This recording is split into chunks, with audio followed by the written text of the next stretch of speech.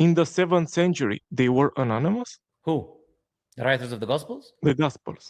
The writers of the Gospels were anonymous in the 7th century, like they are anonymous today. There's no difference. Yeah. Weren't the Yeah. names Gospel according to Matthew written on the Gospels? Some random person wrote first names of people that are anonymous. You realize the first name doesn't make you not anonymous.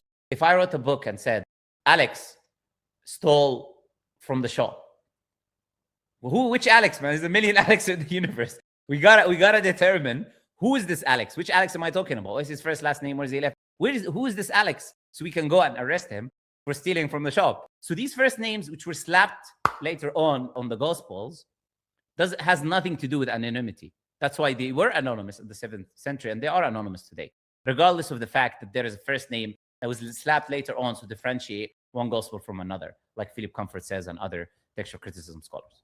You cannot say that they were anonymous because you have their names. So you are bringing agnostic, Bart Ehrman type of stuff in discussion while you are a Muslim. So you are not being consistent. Okay, I'm going to give you one last chance before removing you.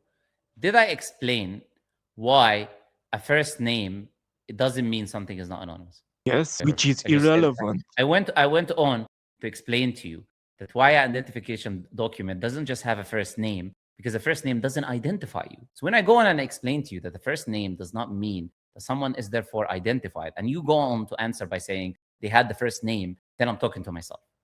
Then when you go on and say Bart Ehrman, and I explicitly said to the guy in the discussion that I'm not using Bart Ehrman.